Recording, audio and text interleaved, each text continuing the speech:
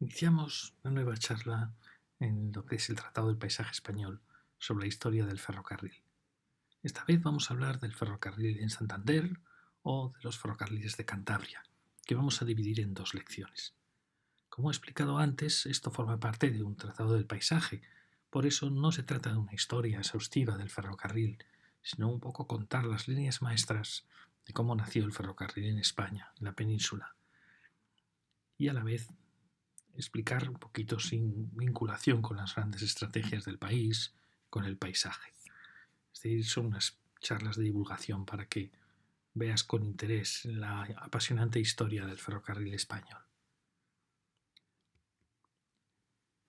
Fijaros que en este mapa del comienzo de los ferrocarriles españoles, hemos hablado en otras lecciones de esta apasionante historia que empieza en 1848 con el primer ferrocarril peninsular. Antes lo había sido ya en la isla de Cuba, que era española.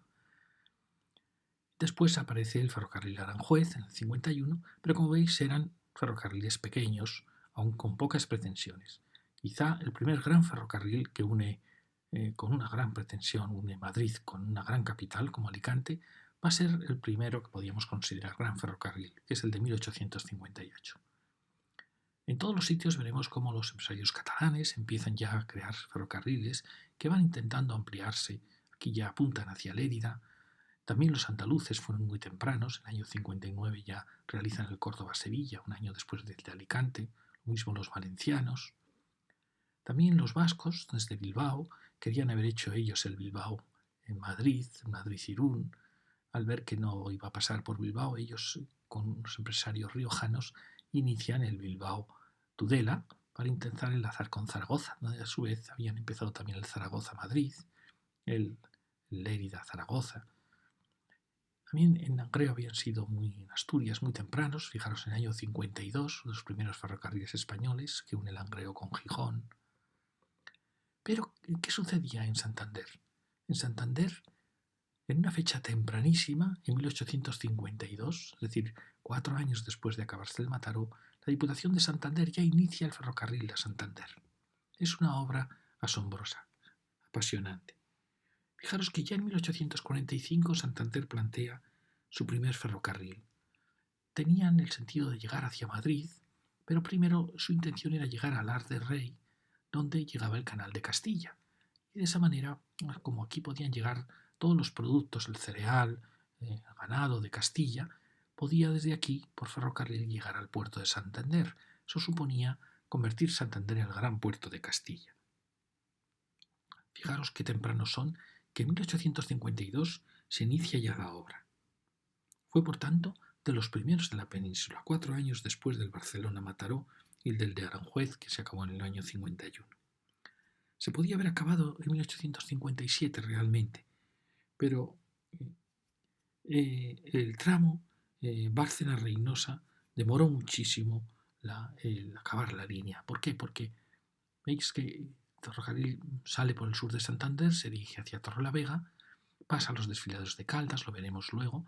Existen una serie de desfiladeros, pero en general el recorrido hasta Bárcena es más o menos posible. Y en Bárcena ya es donde va a dar el gran salto para subir la gran diferencia de cota con la meseta en Reinosa. Esto, como veis, las fechas, 52, el Bárcena-Santander se acaba ya en 1860, fijaros que fecha también temprana, aún así temprana, y lo mismo se había empezado hasta aquí. Ya lo vamos a ver como la Compañía del Norte había empezado también una línea que iba hacia Venta de Baños, hacia Lar del Rey. Fijaros que a la Reinosa en 1857 está ya acabada, pero lo que demoró muchísimo fue el salto tremendo desde la meseta hasta las cotas del Cantábrico. Fijaros que la línea va a ser completada en 1866, 14 años después.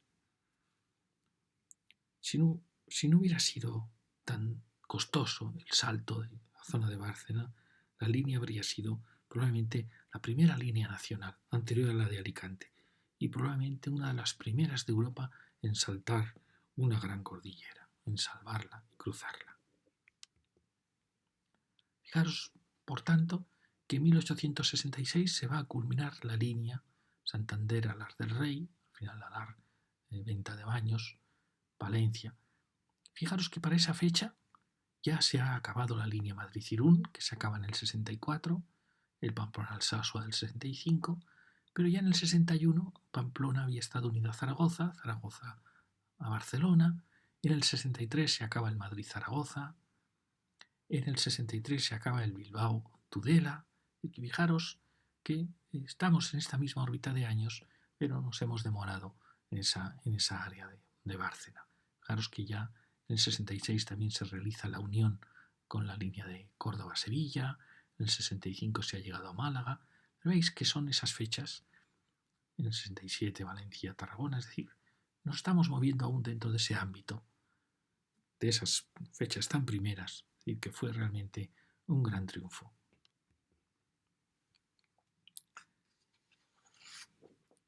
El ferrocarril de Santander, fijaros que inicia el descenso desde Reynosa siguiendo el río Besaya. Esa es una de las decisiones importantes. Va a ser un valle fundamental en las comunicaciones de Santander con la meseta, el Besaya. Va a atravesar los difíciles desfiladeros de la Sierra de Bárcena y es en el amplio valle de Piedeconcha donde va a realizar lo que ya vimos en los ferrocarriles vascos, que se realiza en Orduña, pero allí la topografía era más difícil realmente. Aquí tiene la suerte de tener un trazado magnífico en que el ferrocarril logra descender de cota trazando esta maravillosa curva en el gran valle de Bárcena de Piedeconcha. Después va a entrar de nuevo en los valles de aluvión, desciende al río y va en el valle de Arenas de Iguña, vuelve a cruzar los desfiladeros de las fraguas, desfiladeros complicados, aparece en la nueva llanura de los corrales de Buelna y vuelve a atravesar los desfiladeros de Caldas para llegar a Torrelavega. Y de Torrelavega prácticamente el recorrido es sencillo hasta Santander. Es decir, que como veis, si exceptuamos los desfiladeros, los 3 desfiladeros que tiene que cruzar, quizá lo más complicado de todo fue el descenso desde la meseta hasta el gran desnivel que había que salvar, desde la meseta de Reynosa hasta las llanuras.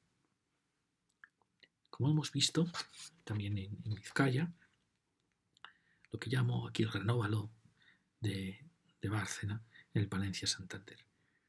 Asombra, fijaros, la inteligencia, la amplitud con que fue trazado este gran óvalo, que le permite salvar las cotas de la cordillera. Y sin embargo, la dificultosa trayectoria a través de los desfiladeros. Nos preguntamos, ¿acaso no se pudo, con la generosidad con la que se trazó este óvalo, haber sorteado los desfiladeros, yendo como ha hecho luego la autovía, yendo por unas cotas más altas, a media ladera? Pero claro, el ferrocarril en aquellos años quería capturar todos los pueblos del trazado, todos los que estaban a la vera del río Besaya. Atendía a su vez a las fraguas, a los talleres en los corrales de Buelna.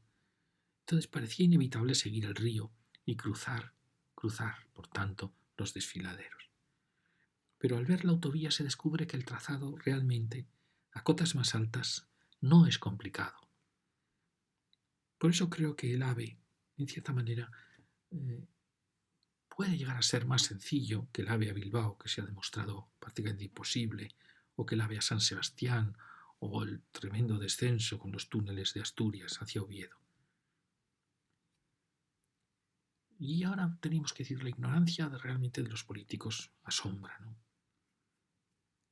Cuando decían que es imposible, esta discusión que ha habido estos años, en que decían los políticos, sobre todo el Partido Socialista, que era imposible que el AVE pudiera llegar a Santander. ¿Imposible? Cuando lo habíamos hecho en 1852. Fijaros que insinuaban que era mejor duplicar la vía. Digo, ¿acaso no tiene un coste duplicar la vía? A través de todos estos desfiladeros, duplicar la vía. Fijaros que en todo el larguísimo óvalo, el salto de la estación de Tanos, que está a 50 metros, a Reynosa, en 850, es nada menos que de 800 metros de desnivel. La autovía tiene unos 45 kilómetros de recorrido, lo cual supone salvar el desnivel con una pendiente de 17 milésimas. Fijaros que la pendiente que piden para los aves de pasajeros son de 25 milésimas. Es decir, que si el ave siguiera el trazado de la autovía, perfectamente podría llegar a Santander. Muy cerca estaríamos del ave de mercancías, las pendientes son de 15 milésimas. Fijaros qué cerquita de la pendiente que lleva la autovía. Es decir, que con ese trazado es posible llegar con la ave a Santander perfectamente, sin necesidad de los óvalos antiguos. Este pequeño dibujo he mostrado los desfiladeros de Caldas. Es curioso que fue en el desfiladero de Caldas, quizá que es el más sencillo de pasar de los larguísimos y complejos desfiladeros de las Fraguas y de Bárcena, en la línea de Santander-Palencia. En estos desfiladeros encontró la muerte el ingeniero Alfred G. y su hermano, y su hijo también, al derrumbarse un talud cuando ellos viajaban recorriendo la línea tras el paso de la locomotora. Que ellos habían logrado esa línea, que la habían hecho posible. Los tres perdieron la vida en estos desfiladeros.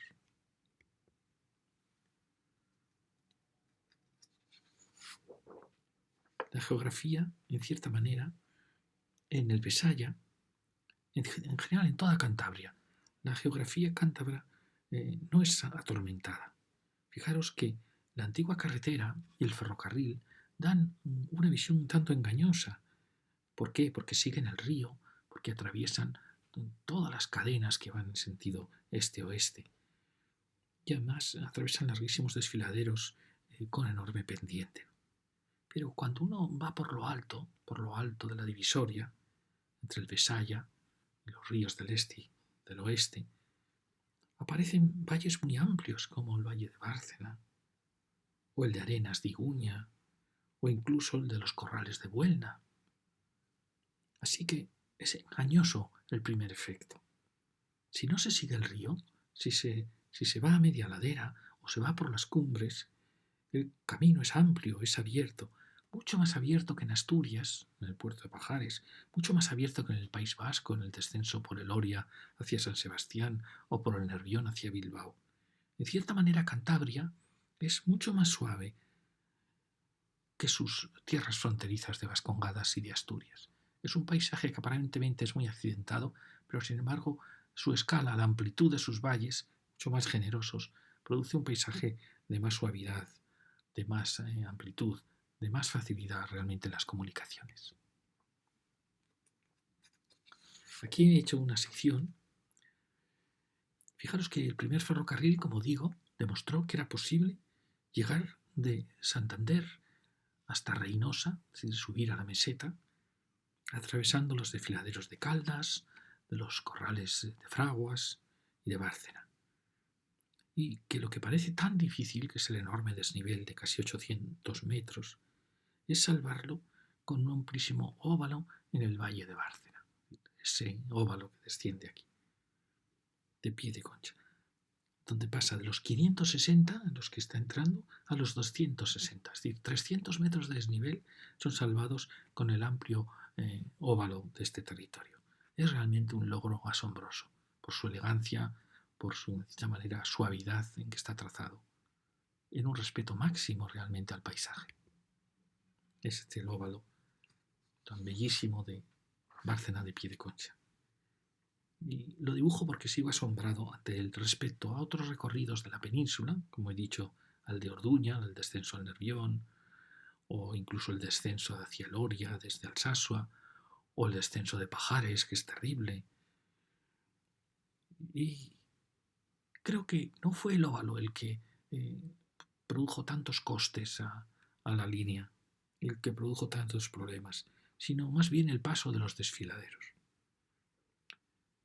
que también esos desfiladeros impidieron el trazado de la doble vía.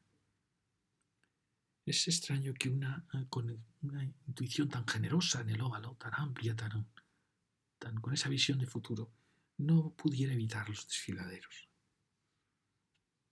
Quizá si hubieran atrevido a no pasar por los núcleos, como he dicho, quizá hubieran seguido desde aquí descendiendo hacia los corrales de Buelna, ¿no?, en vez de meterse en los desfiladeros.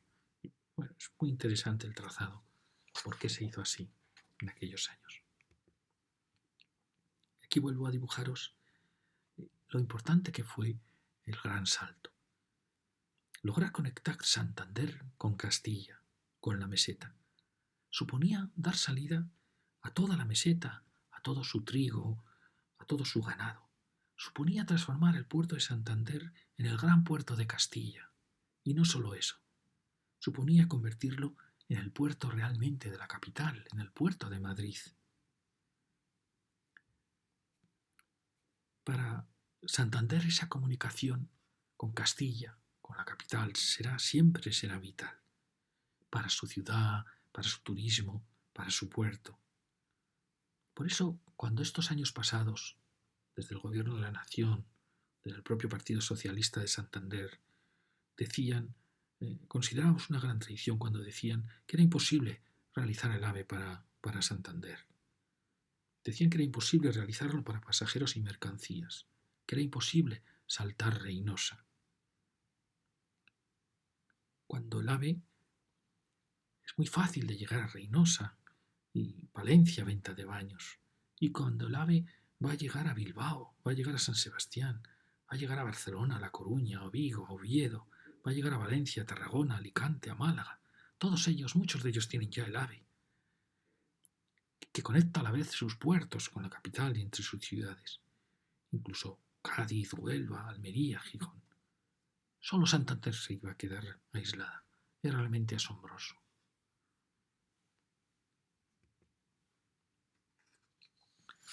Pero fijaros que esta compañía, después de realizar ese maravilloso esfuerzo de conectar Santander con la meseta, con Madrid, que dio un enorme impulso al puerto de Santander, siempre en competencia con Bilbao, ha sido quizá esa competencia es la quizá más daño ha hecho a Santander. Fijaros que, al igual que le pasó a la compañía Bilbao Tudela, que nada más acabar había quedado exhausta por el esfuerzo que había supuesto para una pequeña compañía realizar el salto de la meseta, inmediatamente fue adquirida por Norte. Norte era la gran compañía, hemos hablado de ella en otras lecciones, la gran compañía de los Pereire, unos judíos franceses, grandes capitalistas, junto con capital español, que había conseguido la concesión, que la primera concesión había sido la Diputación de Vizcaya para hacer el Irún-Madrid pasando por Bilbao. Luego había creado esta poderosísima línea que decidió ir por Valladolid, que es la gran línea, Venta de Baños, que cruza Castilla, Burgos, Miranda, donde cruza el Ebro, y luego se dirige, en vez de ir por Bilbao, se dirige hacia Vitoria, Alsasua, para llegar a Irún. Esta poderosísima línea, que fue la gran línea real, la línea que dio el prestigio a la Compañía del Norte, va a ser la que al final va a ir comprando poco a poco el Bilbao Tudela y también va a comprar el Santander Alar. En cierta manera, tras la compra, inevitable probablemente, pero sin embargo la Compañía del Norte no invirtió, nunca duplicó la vía que sigue aún después de 150 años. Y eso sin duda afectó mucho al desarrollo de Santander y al desarrollo de su puerto, porque una única vía, una conexión que era perfecta, que había logrado ser realizada, en cierta manera fue superada por la línea de Bilbao. Quizás se supieron mover mejor, tenían más capital, de esta manera la conexión con el centro de la península, incluso con el Mediterráneo, que Santander había sido tan temprana en plantearla, pues al final Bilbao acabó cobrando una mayor importancia. Y en cierta manera eso ayudó mucho a la vida de Bilbao, de la ciudad, de su puerto. Fijaros que entonces Norte va a comprar, esto lo hemos dicho en otras lecciones, Norte va a comprar todas las líneas, las pequeñas líneas, también la Pamplona-Zaragoza, la Pamplona-Alsasua y también la Zaragoza-Barcelona. Es decir, Norte va a ir adquiriendo todas las líneas, después las líneas de Asturias, Coruña.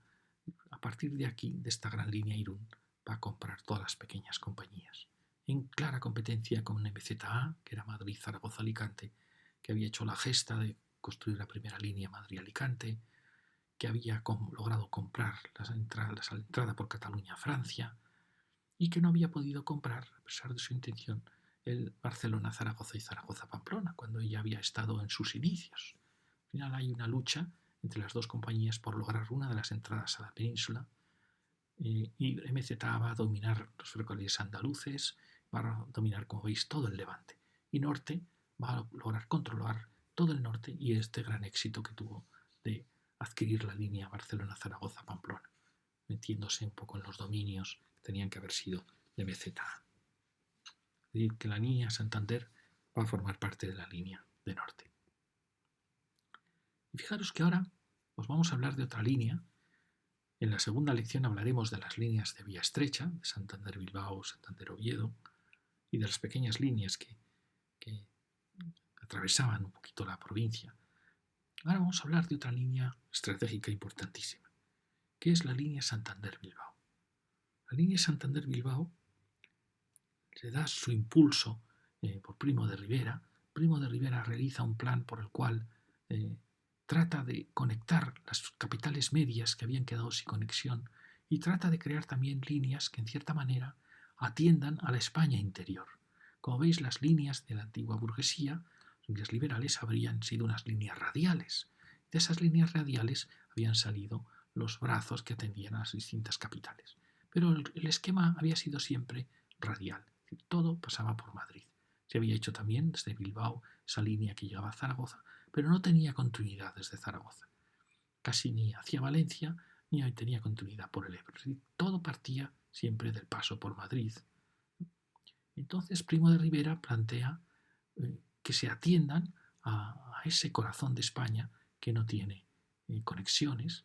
Entonces plantea una conexión importantísima, que ya se había hablado de ella en Santander, que era lograr que del puerto de Santander conectar con la ciudad de Valencia. Era la que se llamaba Santander Mediterráneo. Es una propuesta interesantísima que supone que desde este puerto se realizase el paso al puerto de Valencia. Fijaros, para muchos barcos, lo que hubiera supuesto no tener que hacer todo el recorrido peninsular, barcos que venían del Mediterráneo no tenían que salir al Atlántico desde Valencia, podían desde Santander partir ya hacia los puertos del norte de Europa. Y al revés, es decir, era una línea importantísima. Bilbao lo había intentado, realmente lo intentó con su línea Zaragoza, luego le fallaron las conexiones Zaragoza-Valencia, que nunca estuvieron suficientemente ejecutadas. Pero Santander, de cierta manera, se adelantó con esta gran línea. El problema de esta gran línea, fijaros que es una línea directísima a Valencia, el problema de esta gran línea es que no pasa por las grandes ciudades del Valle del Ebro, sino que atiende territorios más despoblados, como son los territorios de Soria, de Teruel. Es decir, quizá ese fue el gran problema de esta línea, que unía puntos muy importantes, como eran Valencia, pero no unía las capitales del Ebro y al final atendía al puerto de Santander. Es decir, todo dependía de la potencia del puerto de Santander y también de los tráficos que pudiera atrapar, porque en ese recorrido no iba a atrapar apenas tráficos porque pasaba por zonas un tanto despobladas.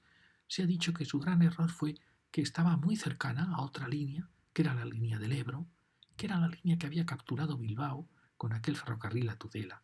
Que esta era la línea, de cierta manera, estaba en competencia con esta. Si bien es cierto que esta realmente luego no iba hacia el Levante, sí que al final tuvo la línea del Central de Aragón, pero líneas muy débiles, muy tardías, que no lograron la gran conexión con Valencia que hubiera sido posible. Entonces vamos a hablar ahora del Santander Mediterráneo. Fijaros que la relación, en cierta manera, del Santander Mediterráneo es una relación muy importante. Y podríamos decir, Santander siempre ha tenido mala suerte con el ferrocarril. Al igual que luego veremos con el Santander Bilbao, que en cierta manera aprovechó una línea que habían hecho los ferrocarriles vascos, que era una línea que no interesaba a Santander porque atravesaba zonas de poco interés y además obligaron a tener una línea estrecha, luego lo veremos, cuando Santander había planteado ya una línea a Solares en vía ancha. Tuvo mala suerte. Y también tuvo mala suerte al plantear esta conexión. ¿Por qué?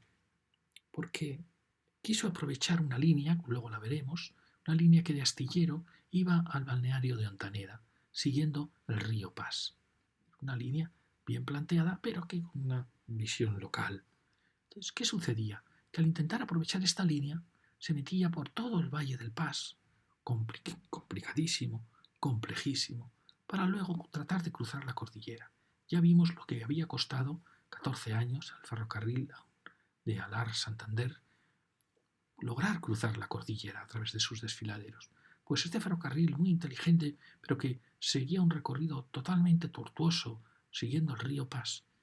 Y luego dicen que por influencia de Bilbao, que Bilbao decía, muy bien, ya que se hace ese ferrocarril, conectémonos con él, que pase cerca del puerto de Bilbao. De cierta manera lo condujo hacia la zona de Villarcayo, donde desde Balmaseda Bilbao tenía fáciles conexiones.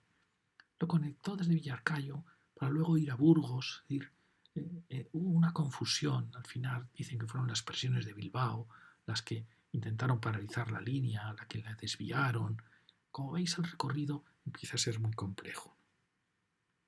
Y yo me pregunto, ¿tenía sentido este esfuerzo cuando teníamos esta línea que estaba demandando tráficos, que había logrado llegar a Reynosa, que descendía hacia Palencia y que era tan fácil desde esta línea haber conectado con Burgos y desde Burgos haber ido hacia Soria, Calatayud, Valencia? ¿Por qué no se tanteó? Quizá porque eran competencias entre líneas, porque esta era una línea diferente a la línea de norte. Es cierto que al final esta aventura, que fue la aventura del Santander Mediterráneo, veremos, nunca se acabó. Estaba todo preparado, los túneles, pero nunca se acabó. Habíamos llegado a Ciudad Osante y nos habíamos quedado también en el pequeño túnel, bueno, pequeño, el gran túnel de la Egaña, en cierta manera, que estaba aquí y nunca se conectó. Pero fijaros qué apasionante esta línea que seguía el río Pas. Quizá ese fue el error, como vemos. Quizá el río más apropiado para las conexiones ha sido siempre el Besaya. Fijaros que se planteó, hubo muchas propuestas de plantearlo. Si se quería llegar al Mediterráneo, como digo, ¿por qué no aprovechábamos la línea de Palencia? Hubiera supuesto duplicar la línea, electrificarla. Esta línea ya había logrado salvar la cordillera a pesar de sus problemas. Y en cierta manera estaba al lado del Ebro en su nacedero.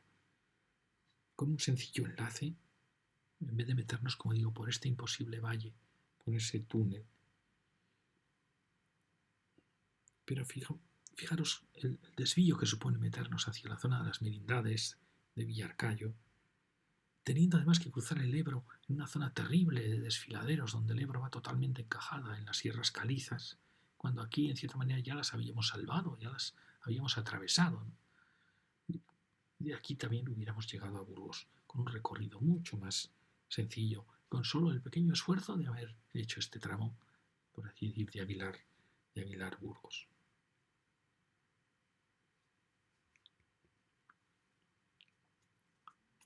Como vemos, lo asombroso es que a pesar de todos los problemas, se hizo la línea Burgos-Soria, una línea magnífica, la línea, para que sepáis, de la película Doctor Zivago, con una cierta complejidad en subir hacia Soria, para luego de Soria llegar muy fácilmente a Calatayud, y de Calatayud ya teníamos el ferrocarril central de Aragón, que era un ferrocarril realizado que iba hacia Teruel y descendía hacia Valencia, con las cuestas de Reagudo, con estos complejos de descenso, pero que era un ferrocarril que le faltaba tráfico, que le faltaba potencial.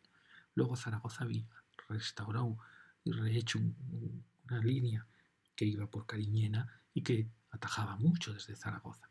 Pero esta línea, que es la que nos interesa, como veis, había llegado ya a Burgos y luego se dirigió a cruzar la cordillera hasta el valle de Ontaneda, al valle del Pas. Pero qué fácil hubiera sido este atajo Burgos-Aguilar. En cierta manera, dicen que fue Bilbao el que impidió el desarrollo de esta conexión. Y que lo hizo porque Bilbao tenía esta línea, la línea Bilbao-Tudela, Bilbao-Zaragoza, y había fomentado la creación de esta línea Zaragoza-Teruel, con lo cual Bilbao conectaba con el puerto de Valencia y lograba esa importantísima conexión Atlántico-Mediterráneo, con lo cual Bilbao no quería competencia con otra línea que en cierta manera podía haber sido más directa y llevaba a un puerto mejor situado cara a la Europa Atlántica, porque en cierta manera los barcos no tenían que llegar hasta esta zona ya tan interna del Golfo de Vizcaya, sino que llegaban a un punto más céntrico de la costa. Es decir, que Santander podía superar a Bilbao en captar el tráfico del Atlántico. Por eso Bilbao no quería que esta línea triunfara.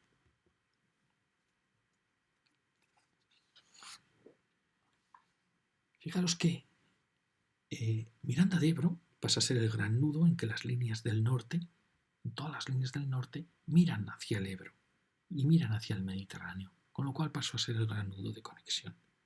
Pero están todas pensadas desde Madrid, como veis.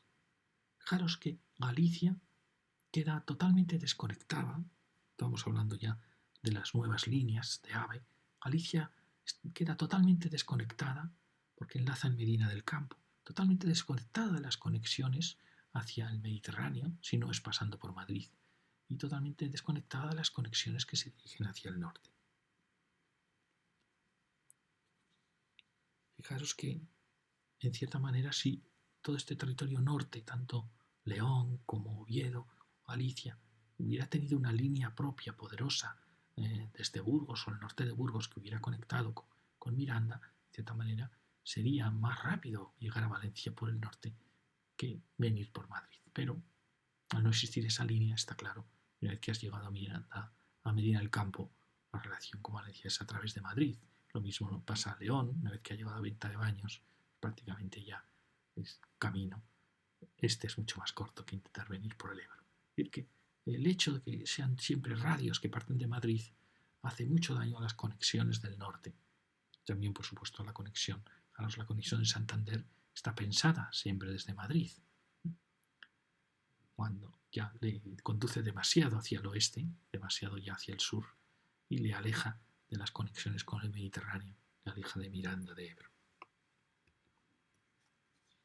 Por eso hablamos tanto del círculo interior. Me pregunto si hubiese merecido la pena, estoy pensando ya en las líneas de AVE, haber creado una línea que uniese en Galicia, con León, con Palencia o el norte de Palencia, que hubiera enlazado con Burgos y que hubiera recuperado la vieja línea Burgos-Soria, Teruel, Valencia. Fijaros que para Galicia, para Asturias, para Cantabria, hubiera sido una línea muy importante porque le habría conectado por un camino alternativo a Madrid, es decir, esa famosa anillo interior de España que luego vamos a ver. Y sin necesidad de bajar, de ir hasta Miranda y de bajar el Valle del Ebro, punto ya, de cierta manera, más periférico que esta línea que está un poco por el borde, de cierta manera, de la meseta y del Valle del Ebro.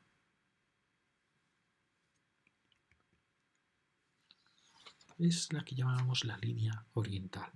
La unión de las periferias, que fijaros que luego esta línea habría sido una línea de Valencia va a ir a la Encina, de la Encina a Albacete, de Albacete recuperar una antigua conexión también de Primo de Rivera, que hizo una línea que luego ya se ha desmantelado, que era la línea que iba a Córdoba. Y fijaros que es una conexión interna, una especie de anillo interno español, que luego de Sevilla habría ido a Mérida, Cáceres habría recuperado la Vía de la Plata, Zamora, probablemente Zamora, León.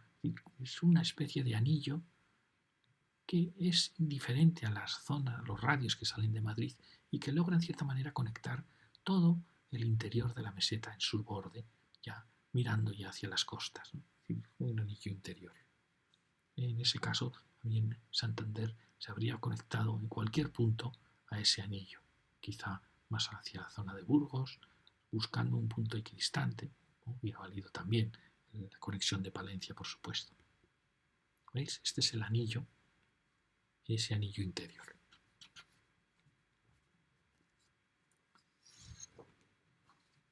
Es la que podríamos llamar la línea de la periferia ibérica, no de la periferia marítima, que esa a la larga tendrá siempre su línea porque son ciudades muy poderosas como Valencia-Barcelona. La está teniendo ya en la línea Valencia-Alicante. Fijaros que de Alicante ha ido a Murcia y de esa línea se va a unir con Almería. Es decir, que ya todo el Mediterráneo va a tener su propia línea de AVE. Y el Cantábrico lo tiene más complicado, pero creemos que a la larga llegará a existir una línea. Se está estudiando en Bilbao Santander en velocidad alta. Es más complicado, como decimos, pero al final será posible.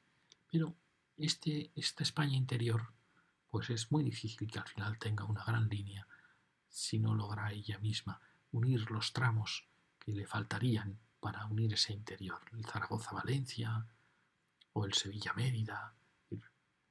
Como veis, algunas líneas sí que se van a realizar, ya Valladolid, pero por ejemplo el Valladolid-Salamanca, Salamanca-Cáceres, es decir, que España cuente, esta va a ser un tramo probablemente del AVE Extremadura, son tramos ya de aves que han nacido de aves radiales y que bastaría unirlos para tener este anillo interior.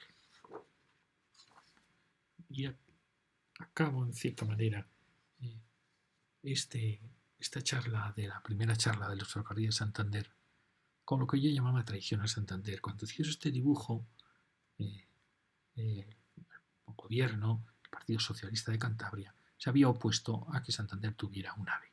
Y iba a ser la única capital en que no iba a tener AVE. Luego, fijaros si ha sido importante que el apoyo a Pedro Sánchez de parte de Cantabria ha sido un voto que le valió la investidura, y en ese voto era el compromiso de que Santander tuviera el AVE. Fijaros si es importante el tema que ha supuesto este gobierno terrible para España de Pedro Sánchez, precisamente por la defensa del AVE a Santander, algo que no hubiera hecho falta en cualquier lógica, puesto que todas las capitales van a tener AVE. ¿Por qué Santander no iba a tenerlo? Es tal manera de despreciar a una región cuando la Y vasca está costando sudor y esfuerzo tremendo. Hay puntos mucho más complicados que Santander para llegar, con el agravante de que esta línea de Y vasca está pensada también para mercancías y la de Santander pues se va a pensar solo para viajeros. Es decir, es una discriminación continua normalmente, como ha pasado también en Navarra o pasa en Aragón. Las regiones más fieles, las más solidarias con la nación, son las que más son atacadas desde los poderes de los partidos políticos. Y las regiones más insolidarias son las que reciben el premio, con líneas de AVE poderosas para mercancías, para pasajeros, costosas. Y sin embargo se olvidan las regiones en cierta manera más fieles. Y podríamos decir, pero ¿por qué nos interesa el AVE a Santander? Y yo iba a decir, fijaros si ha sido difícil hacer la Y vasca o hacer los túneles de Pajares para llegar a Bío de Gijón, o famoso subida de los puertos del Padornelo por el AVE hacia Orense. Es decir, esto realmente es más sencillo que cualquiera de estos trazados, mucho más sencillo es la línea de Santander. Pero no es porque sea más sencillo o porque se ahorre tiempo. No importa tanto el tiempo que se ahorre. Lo importante es que la región va a necesitar técnicos, va a necesitar talleres, va a necesitar mantenimientos, va a estar en la onda de los nuevos hallazgos, en los nuevos trabajos. Es decir, tener una línea de AVE supone que vas a tener un personal, que vas a necesitar personal especializado, que va a estar en los últimos descubrimientos, en los últimos hallazgos del ferrocarril. Mientras que si no lo tienes, te quedas realmente atrás respecto a otras regiones. Por eso es tan importante el AVE Santander. No porque ahorremos unos minutos que realmente no merecen no son tan importantes, ni porque el trazado sea más o menos sencillo. Es porque es quedarnos como lejos de los avances, lejos de las ventajas que puede traer la tecnología. En cierta manera, el hecho de que Santander se quedase sin AVE, pues era realmente una injusticia. Muchas gracias.